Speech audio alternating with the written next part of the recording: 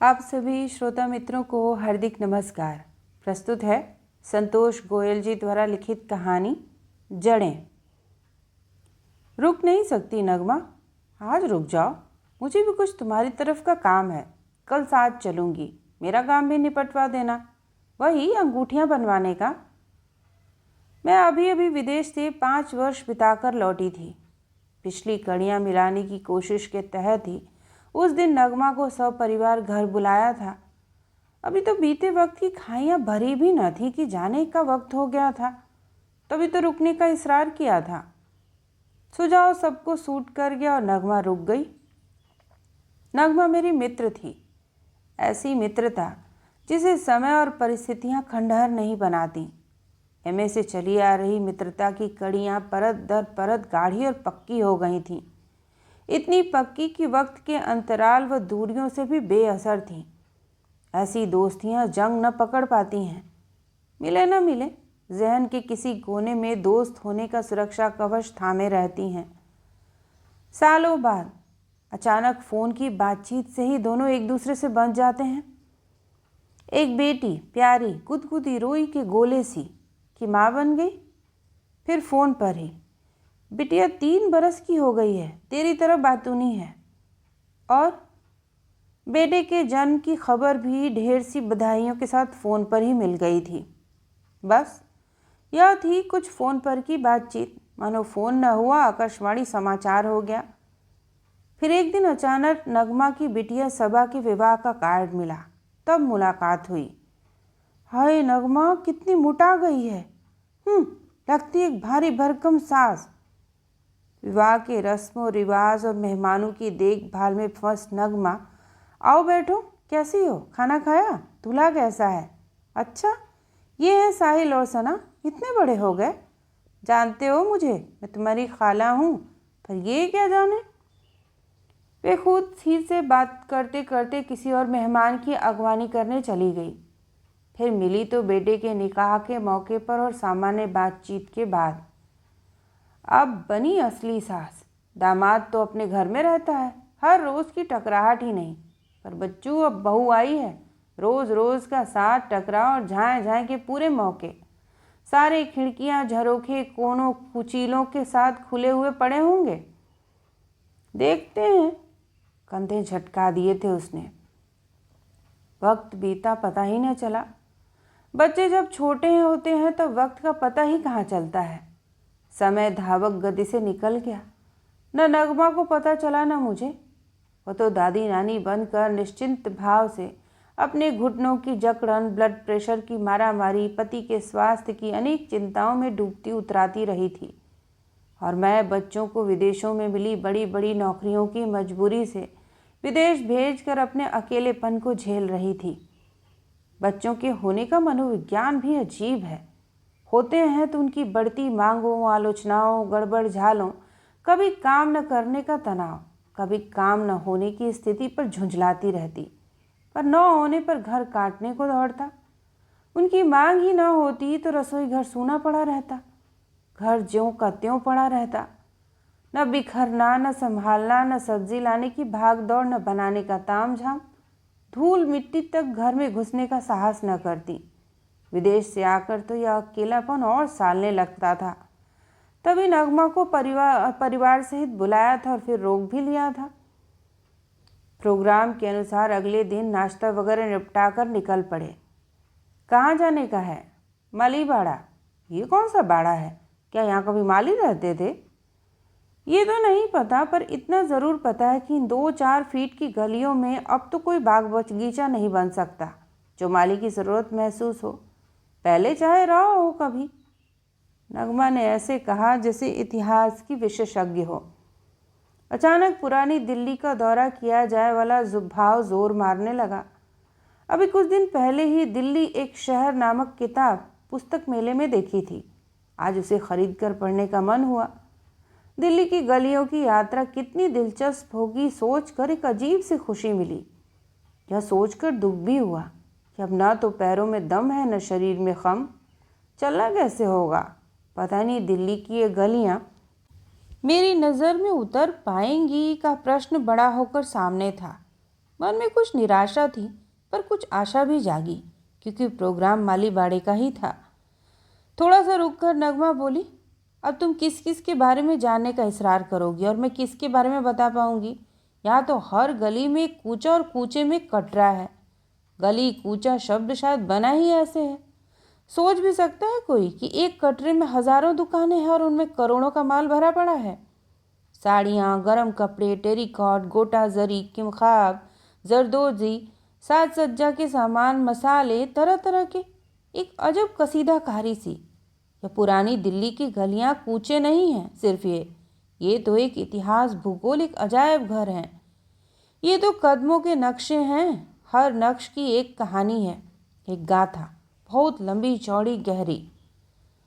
नगमा ऐसे बोल रही थी मानो वह गाइड हो जो दिल्ली की पुरानी इमारतों को पूरे कथा साहित्य के साथ दिखा रहा हो।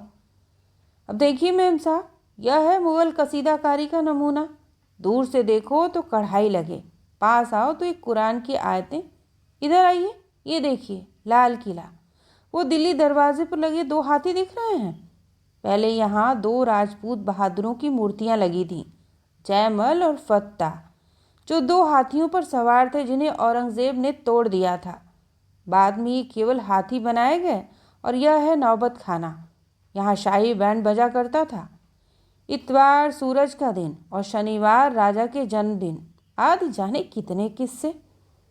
नगमा ने भी एक अदद गाइड का फर्ज निभाया था। नई सड़क के बाहर स्कूटर वाले ने छोड़ दिया था। अंदर तक ले जाने की न जगह थी न इजाज़त। वहाँ की 8-10 फुट चौड़ी सड़क या सैकड़ों की तादाद में लोग, फिर सामान ढोते, झल्ली वाले, रिक्शे, ठेले, रेहड़ी वाले, जाने क्या क्या। कंधे से कंधा भिड़ाकर चलने की भी जगह नहीं। मज़ा यह कि तब भी आने जाने की प्रक्रिया चल रही थी। एक दूसरे के हाथ से हाथ नहीं टकराते, बल्कि रिक्शों और ठेलों के पहिए भी आपस में टकराते रहते, फंसते, चालक बड़बड़ाते, निकालते जाते। सफ़र जारी रहता। कन खजूरे सी रेंगती सड़क की सैकड़ों टांगें न दिखती। उसी पर हमें जाना था। उम्र का तकाजा, जोड़ों के दर्द से मजबूर हमने रिक्शा ले लिया। नई सड़क के भीतर धंसता रिक्शा मानो किसी खाई या सुरंग में घुसता सा लगा। लड़ते लड़ते, टकराते, सहमते और एक दूसरे को थामते थामते हमने माली बाड़े के मुहाने तक पहुंचने का अजनबियत भरा सफ़र तय करना था, जो अपने अजनबियत के कारण मज़ेदार भी हो चला था। मुझे तो उन सड़कों का अनुभव नाम मात्र का ही था। बाहर चांदनी चौक की चकाचौंध की दर्शक होने के साथ साथ तरीबे की सोने के जेवरों से लंद फंद दुकानों से छुटपुट खरीदारी, फिर पराठे वाली गली की दुकान से कभी कभार लज्जत और लिज्जत से भरे पराठों की चसक ठसक तथा खुरचन, रबड़ी और मलाई वाला दही, बस इतनी भर ही मेरी समूची जानकारी थी। अब पहली वाली घबराहट का स्थान उत्सुकता ने ले लिया था। विदेशों के सूने से लगते बाजारों में शाही अंदाज की खरीदारी के मुकाबले में दिल्ली के दिल की लदी फंदी नाड़ियों जैसी गलियों में का सफ़र अब मज़ेदार हो चला था। नगमा पर इस सब लड़ंत भिड़ंत का विशेष प्रभाव होता ही क्यों? वह तो इस सबसे अजनबी न थी। विवाह से पूर्व यहीं रही थी, इन्हीं में बड़ी हुई थी। उसके जहन के भीतरी हिस्से में इन सब स्थानों के नक्शे थे। बचपन की कच्ची नई नई गीली सीमेंट पर पड़े नक्श थे। मिटाए मिटते कैसे? मैं दिल्ली के नए तबके में रही पली बड़ी थी, इसलिए अनजान अजनबीपन की दहशत, आंखों में भरे रिक्शे से गिर पड़ने की स्थिति को झेलती बचाती उजबक की तरह रिक्शे में बैठी थी। खुद को संभालूं कि रंग बिरंगे बाजार में बिखरे रंगों से आंखें सेकूं, भीड़ को देखूं कि बचूं। बहुत सी चौहद्दियों में खड़ी थी मैं। तभी नगमा बोल पड़ी। आवाज़ की खनखनाहट और आंखों में खोयापन सा था, मानो कई वर्ष पीछे चली गई हो। पता है, साहिल के लिए हलवे वाली की गली से हलवा मंगाया जाता था। बड़ा तामझाम होता था। हम दोनों अर्थात पति पत्नी घर से निकलते युद्ध स्तर की तैयारी के साथ। लाल किले तक का सफ़र तो फिर भी आसान रहता, बाद में तो घोड़े की चाल कछुए की हो जाती। फिर हलवे वाली गली तक पहुँचते पहुँचते तो घिस्टन ही बन जाती। मूंग की दाल का हलवा बंधवाया जाता। यह कोई आसान न होता। ढेर सारा असली घी, इतना कि चू चू कर ज़मीन पर गिरने को मजबूर। ज़रा सा चसकदार मीठा, ऐसा बांध देना भाई कि घी कपड़ों में न लिस जाए। बार बार इसरार किया जाता, फिर भी। थोड़ा सा सांस लिया नगमा ने। सांस थी या कि आह कह पाना मुश्किल। जानती हो, अखबारों की तह उनमें से रिस कर भी घी कपड़ों तक पहुंच ही जाता। कितनी साड़ियाँ खराब हुई होंगी। नगमा के चेहरे पर एक अजब तनाव था। उसने बताया तो नहीं था, पर क्या सभी बातें बताने से जानी जाती हैं? बोले बिना भी तो समझ ली जाती हैं, और कुछ तो बहुत कुछ कहने सुनने के बावजूद भी पल्ले ना पड़ती। साहिल, उसका दामाद, पुत्री का पति। पता नहीं पुत्री के पति क्या कभी अपने नहीं हो पाते हैं। मेरे तो दोनों बेटे हैं, तब भी मुझे पता है, सदा से ये भाव मेरे मन को सालता रहा है। कैसे कोई व्यक्ति दामाद बनकर अपनी पत्नी के घर के लोगों का अनादर कर सकता है? क्या सचमुच बेटी विवाह के बाद पराई हो जाती है? हो जानी चाहिए। शायद नगमा के मन का कोई जख्मी हिस्सा था जो टीस रहा था। माली बाड़ा आ गया। रिक्शे वाला एक गली के मुहाने पर रुक गया। सिर ही सिर, गिरते पड़ते भिड़ते लोगों का हुजूम, उसी में रिक्शा का रुक पड़ना। चलती सड़क के लिए कोई छोटी मोटी चट्टान सी अड़चन न होती, मानो पहाड़ ने गति को रोक दिया हो। इंसानी फितरत भी अजब है, मौका परस्त। वक्त के हिसाब से ढल जाने की आदत के तहत मैं भी उसी तरह कोहनी को हथियार से इस्तेमाल करती रिक्शे से उतरी। मन में अपने लिए जगह बनाए जा सकने का भाव था। सामने की गली के मुहाने तक टूटी पटरी थी, जिस पर सीधी उल्टी दोनों दिशाओं में लोग भागने की कोशिश कर रहे थे और उसी में टकरा जाने से रुक पड़ते थे। खुद को उस स्थिति से बचाती तो शायद ये 4-5 फीट का रास्ता भी तय न कर पाती। इन्हीं से टकराती टूटती पटरी से गिर पड़ने की स्थिति से बचती बचाती नगमा के पीछे पीछे चली। एक धक्का लगा, मैं और नगमा गली में पहुंच गए। 6 फुटी गली के दोनों ओर दुकानों की चकाचौंध थी। पहली 4 दुकानों पर साड़ियाँ टंगी थीं। एक सेकंड को निगाह उन पर टिकी। नगमा ने हाथ पकड़कर घसीटा। यहाँ ऐसे चली तो यहीं शाम हो जाएगी। 1 बज गया है, 3 बजे गलियाँ नज़र भी नहीं आएंगी।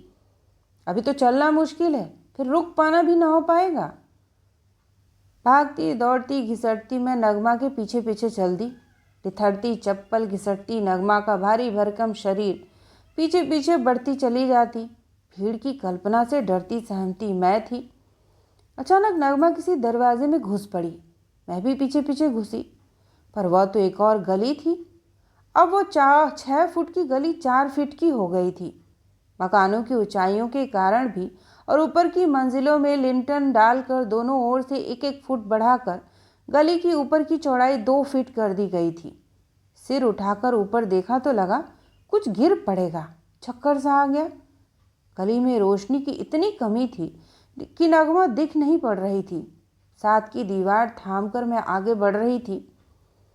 नगमा के मन के भीतर इन गलियों के सारे नक्शे बने थे। वह तो शायद आंख मूंद कर भी चल सकती थी। यही कारण था कि उसकी गठिया वाली चाल का भी मैं मुकाबला नहीं कर पा रही थी। गली करीब 10-12 मीटर लंबी थी। खत्म हुई तो एक खंडहर नुमा दरवाजे के पास खड़ी नगमा बेचैन मेरा इंतजार करती दिख पड़ी। एक टूटे हिलते पत्थर पर पैर टिकाकर नगमा दरवाजे को ठेलती भीतर की ड्योढ़ी में धंस गई। कौन जाए गालिब दिल्ली की गलियां छोड़कर? क्या इन्हीं गलियों का जिक्र था उसमें?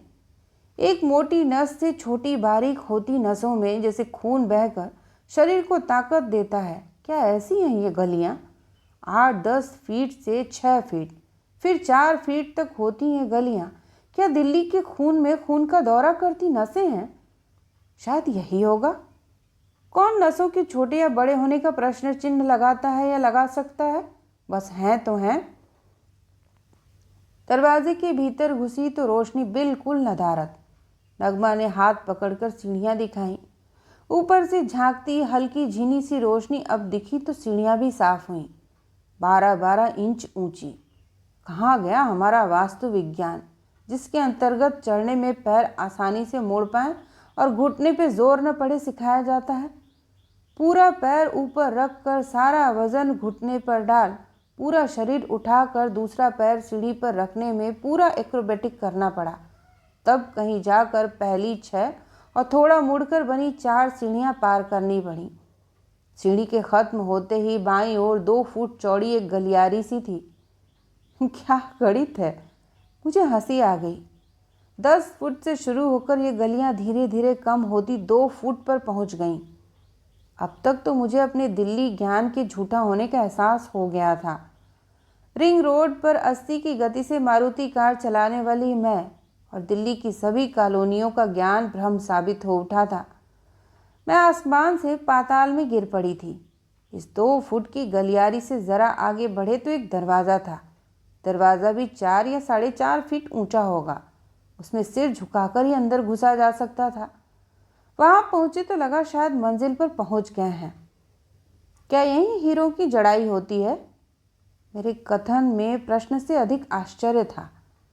हीरे पत्थर सभी को बराबर महत्व देने वाले ज़हीन लोग हैं यहाँ तो। पत्थर भी जड़ दें तो हीरा लगे, फिर हीरा तो हीरा ही है। दरवाज़ा फिर ऊंचाई पर था। नीचे कोई पत्थर भी नहीं रखा था। रखा भी कहाँ जाता। 2 फुट चौड़ी गलियारी थी। उसमें दोनों पांव रखकर कदम बढ़ा लिए जा सकें तो वही बहुत। फिर से उठा पटक करती हम दोनों दरवाजे के भीतर समा गईं। भीतर तो और भी हैरत अंगेज नज़ारा था। एक अंधेरी 4x4 की कोठरी थी। 3-4 लोग अपने अपने पास ट्यूबलाइट वाले लैंप लगाए हीरे जवाहरात की जड़ाई में डूबे थे। अजब दास्तान है जिंदगी भी। इतनी नफासत से हीरों का काम करने वालों की जिंदगी अंधेरों से भरी थी और उसे पहनने वाले, उनका अंधेरे कोने कुचीलों से क्या वास्ता। सीधे हाथ की तरफ 2 मूढ़े रखे थे, शायद हम जैसे लोगों के लिए ही थे। उसी के आगे जरा सी नीचे फिर एक 6x8 का कमरा सा दिखा। वहीं एक कोने में टेलीफोन भी था, चटाई भी बिछी थी। उसी पर 4 बच्चे, यही कोई 9 या 12 साल की उम्र के होंगे। अपने सामने जब वैसे ट्यूब वाले लैंप रखे मोतियों की मालाएं पिरोने में मशगूल थे। हम भीतर धंस गए, मूढ़ों पर बैठ गए। किसी ने आंख उठाकर भी नहीं देखा। अनदेखे अनजाने से हम दोनों मूढ़ों पर हाफते से बैठ गए। उम्र कोई 35-40 या हो सकता है इससे भी कम हो। आंख उठाकर देखा तो नगमा बोली, कहिए दादा, कैसे मिजाज हैं? दया है इसकी। दादा नुमा उस व्यक्ति ने ऊपर की ओर हाथ उठा दिए। जी दादा, वो तो है ही। अल्लाह तो सबको देखता है, उसके बिना तो पत्ता भी नहीं हिलता। सब उसकी मेहर है। ये मेरी छोटी बहन है, कुछ काम करवाना चाहती है। नगमा ने मेरा तारुफ करवाया। अवश्य अवश्य, कह दीजिए। दादा कहलाए जाने वाला व्यक्ति बंगाली है, यह स्पष्ट था। मैंने हीरे की टूटी हुई अंगूठी उनकी ओर बढ़ाई। टूटी अंगूठी से डिज़ाइन समझाया, नाप दिया।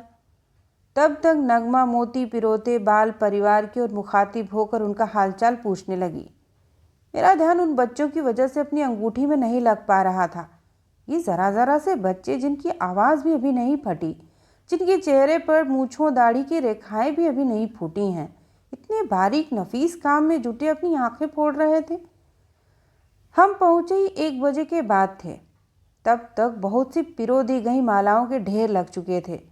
सोने के टिकड़ों में धागे बांधे जा रहे थे। मोती और सोने की टिकड़ियाँ मिलाकर चंद्रहार बनाए जा रहे थे। दादा अपने काम में माहिर थे। जल्दी सब कुछ समझा। हीरे गिने, नोट किया, हिसाब लगाया, नाम लिखा, पुड़िया बनाई। नाप का नंबर, पैसों का अंदाज सभी लिखकर मुझे एक कागज़ थमाया और फिर काम में जुट गए। इतने कीमती समय को बर्बाद करने की गुंजाइश कहाँ थी। तभी सिर पर पगड़ी बांधे एक और आदमी दाखिल होता दिखाई दिया।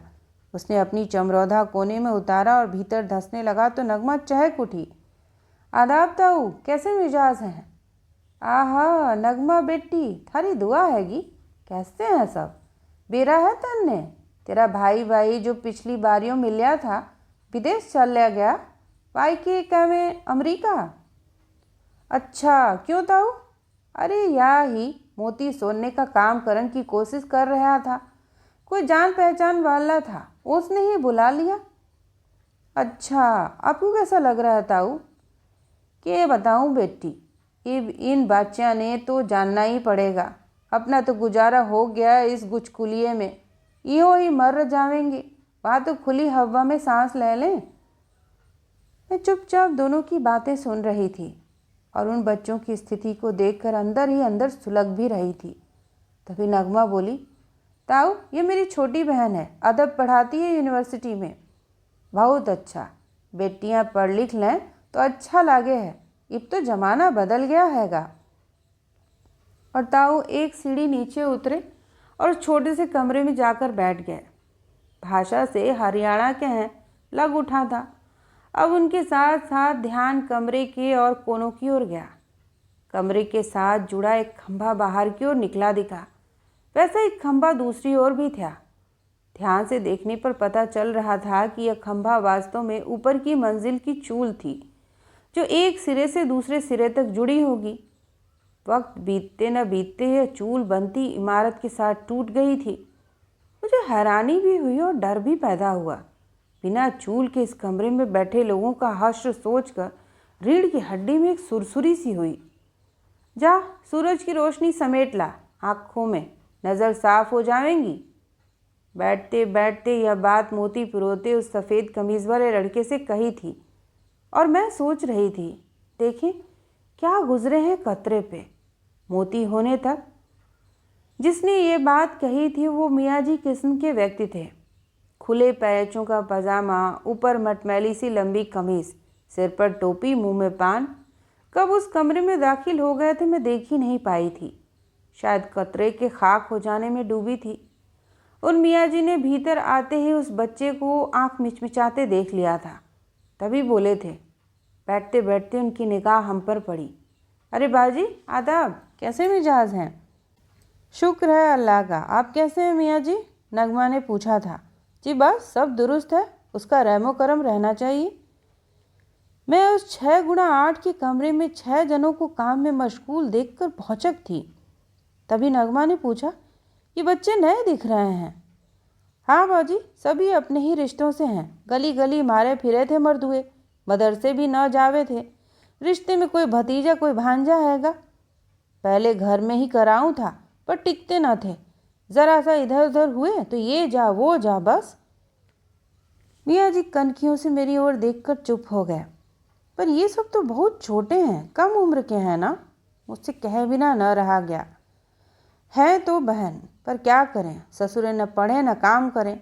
अब बैठा के तो कोई शहंशाह भी न खिला सके। ये जो सलीम हैगा बाहर गया भी, 7 बहनें हैं, बाप यहीं किसी दुकान पे बैठा हैगा। अब क्या कमाए लें, क्या खाए लें, क्या खिला लें? फिर सारा सारा दिन आवारागर्दी कर रहे थे, यहीं बिठा लिया। मियाँ जी के चेहरे पर सचमुच दुख झलक आया था। पर इनकी आंखें, इतना बारीक नफीस काम, फिर घंटों लगातार। मियाँ जी थोड़ा चुप हो गए थे, फिर बोले, बाजी आप तो पढ़ी लिखी हो, कानून जानो हो, पर पेट का कानून उसकी किताबों से अलग हैगा। नाली के कीड़े मकोड़े मच्छर देखे हैं बाजी? उन्हें निकाल कर साफ सुथरे कमरे में छोड़ दो, मरे कोने कुचीले ढूंढी लेवे हैं। फिर आंखें फूटें या दीदे निकले, पेट तो कहीं निकाल नहीं सकते ना। बोलते बोलते मियाँ जी पता नहीं लगातार बोलने के कारण या फिर दुख की बहुतायत के कारण हाँफने लगे थे। थोड़ा रुककर फिर बोले, पर बाजी ठीक तो कहती हैं आप भी। मैं दिखाऊंगा इन्हें आँखों के डॉक्टर को। कोई दवा दारू तो होनी ही चाहिए, है तो अपने ही बच्चे। मेरा मन भर आया। थोड़े से सुकून के भाव से मैंने कहा, यहाँ रोशनी भी बहुत कम है, काम बहुत बारीक है, सूरज की एक किरण भी नहीं, दिन में भी अंधेरा। हाँ बहन सब सही है, तभी तो बल्ब नहीं ये ट्यूब लैम्प मुहैया करवाए हैंगे। ये सभी मेरे सगे हैं, इन्हें दर्द होता है तो मेरा मन भी दुखता है। मुझे देख रही हैं, अभी से 40 साल की उम्र और इतना मोटा चश्मा। आंखों के खराब होने जाने का दर्द क्या होता है मैं जानू हूँ।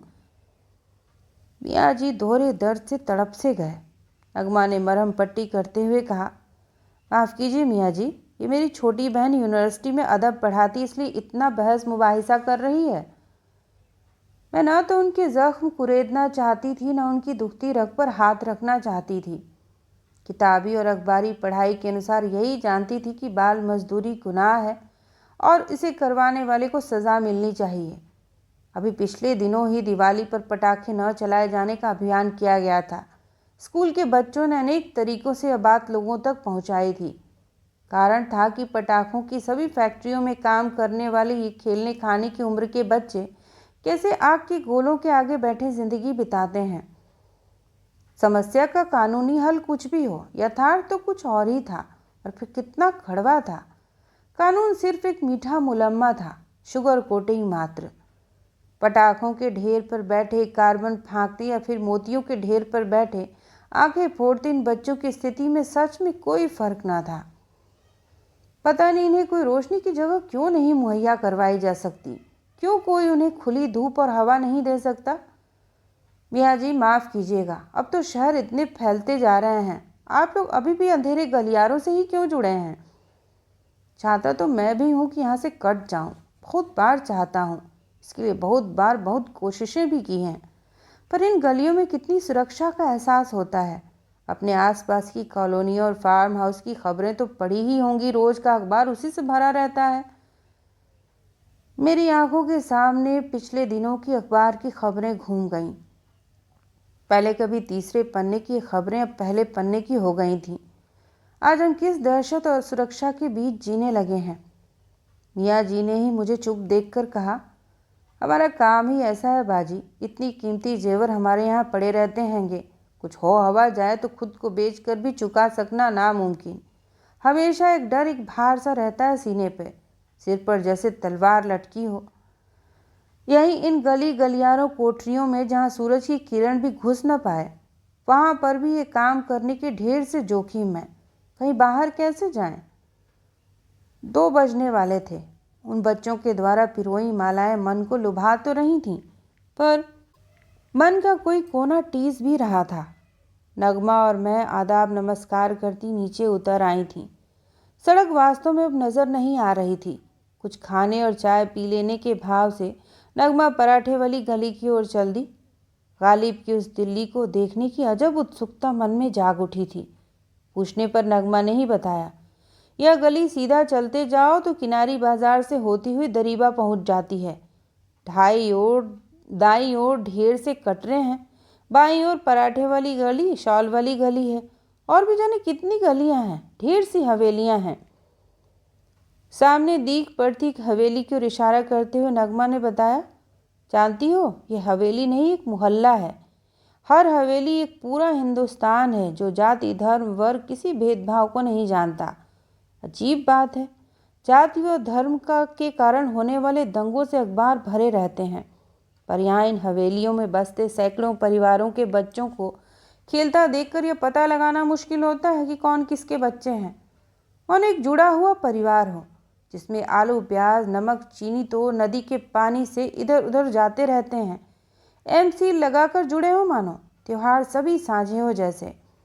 उधर जामा मस्जिद पर रोज़ों के आसपास बिकती शीरमाली रोटियां बननी शुरू हुई, इधर शाम का खाना बंद। बच्चे तो पराठे वाली गली पहुंचे, रबड़ी खाए और फिर खेलने निकल गए। पराठे वाली गली तक पहुंचते पहुंचते मैंने शिमला की मटर, सेंजने के फूल, काला चाट मसाला, काली गाजरें, ताज़ा इमरती, मेरठ की रेवड़ी गजक और फिर ताज़ा तरीन खुरचन और गाजर का हलवा, जाने क्या क्या पैक करवा लिया था। इत्तफाकन झोला नगमा के पर्स में निकल आया था। हैरानी इस बात पर थी कि चाय की दुकानें थीं, लेकिन उस पर एक भी ऐसी जगह नहीं थी कि बैठकर पी पाते। तभी नगमा के सुझाव को मानते हुए कड़ा गुलाबी मलाई डला दूध पीने का निश्चय किया गया। दूध पिया, गला तर हो गया। यही जरा सा सफ़र लंबाई चौड़ाई गहराई में था तो कुछ मीटर का, पर गुणात्मक इतना कि असलियत की हजारों परतें मेरे सामने खोल गया था। दूध पीकर आगे आए तो बैठ गए 19वीं शती से चली आती पराठे वाले की दुकान पर, जिसके पराठों की चर्चा विदेशों में भी है। परदादा से पड़पोते तक तो खासियत विरासत में मिली है। उस दिन इन पराठों को खाने की इच्छा तो पूरी हुई ही, सीखने का मौका भी मिल गया। पापड़ तेल में तला, चूरा बना या और लोई में परत लगाकर भर दिया। पापड़ का पराठा पापड़ जैसा कड़क और करारा, परत वाला पराठा। लोई को रोटी के आकार का बेल लिया, 16 टुकड़ों में काटा, और घी की परत देकर एक दूसरे पर इकट्ठा कर बेल कर सेंक दिया। खोलो तो एक एक परत अलग। हजारों ख्वाहिशें ऐसी कि हर ख्वाहिश पे दम निकले।